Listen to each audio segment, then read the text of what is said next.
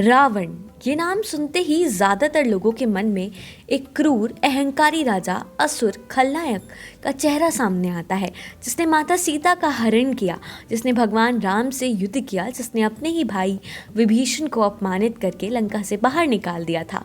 लेकिन क्या रामायण में बताई गई ये सभी घटनाएं रावण के कैरेक्टर को दर्शाती हैं? जी नहीं। हम रावण के बारे में जो भी आज तक टीवी में देखते हुए आए हैं, वो सभी रावण के जीवन का मात्र एक छोटा सा हिस्सा है। रावण के बारे में ऐसी बहुत सारी कहानियां हैं जिनका जिक्र रामायण में कहीं है ही नहीं। तो आइए रावण की उन्हीं अनसुनी कहानियों के बारे में जानते हैं। कहा जाता है कि विष्णु जी के लोक बैकुंठ धाम में जय और विजय नाम के दो द्वारपाल थे। एक दिन ब्रह्मा जी के चारों पुत्रों ने बैकुंठ धाम जाकर विष्णु जी से मिलने का मन बनाया, लेकिन जय और विजय ने उन चारों को बच्चा समझकर बैकुंठ द्वार पर ही रोक दिया और कहा कि विष्णु जी आराम कर रहे हैं, इसलिए वे अंदर नहीं जा सकते। ब्रह्म कुमारों ने गुस्से में आकर जय और विजय को श्राप दे दिया कि उन्हें बैकुंठ धाम छोड़कर जाना होगा। जब जय और विजय ने उन कुमारों से विनती की कि वे उन्हें इस श्राप से मुक्त कर दे, तब उन्होंने जय और विजय को दो विकल्प दिए। वे या तो विष्णु जी के भक्त बनकर 7 जन्म तक पृथ्वी पर जिए या 3 जन्म विष्णु जी के दुश्मन बनकर पृथ्वी पर जन्म ले।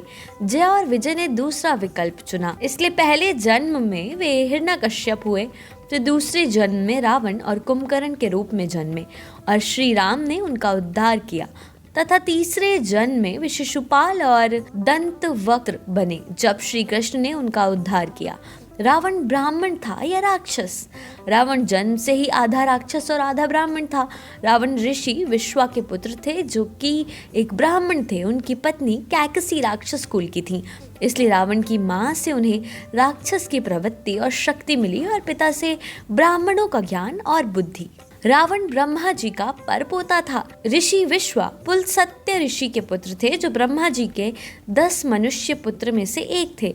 रावण का नाम शुरू से ही रावण नहीं था, इनका बचपन से नाम दशानन था। भगवान शिव शंकर ने इनका नाम दशानन से रावण कर दिया था।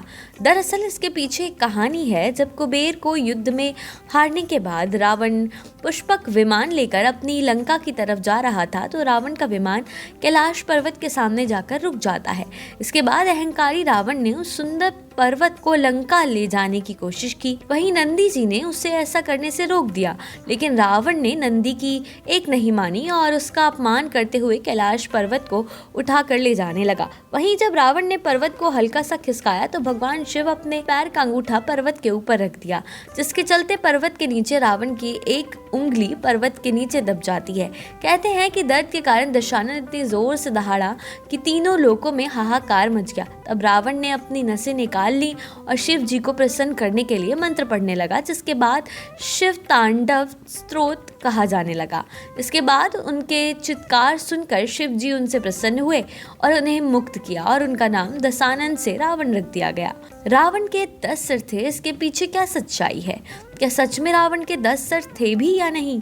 आइए जानते हैं। वैसे इसके पीछे 3 अलग अलग मान्यता और कहानियां बताई जाती हैं। पौराणिक कथाओं में एक उल्लेख ये भी है कि रावण भगवान शिव का बहुत बड़ा भक्त था। भगवान भोलेनाथ को प्रसन्न करने के लिए उसने कई सालों तक कठोर तपस्या की, लेकिन जब भगवान शिव प्रकट नहीं हुए तो अपने सिर की बलि दे देता था।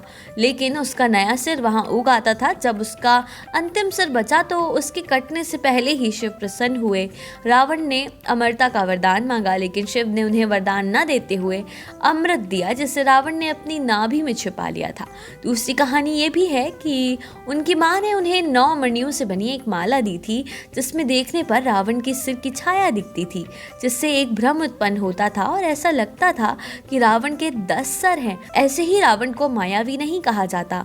और तीसरा ये कि रावण ने 6 शास्त्रों और 4 वेदों में महारत हासिल की थी और एक सर में इतना ज्ञान होना असंभव है। इसलिए भी लोगों का कहना है कि इसी वजह से रावण के 10 सर थे।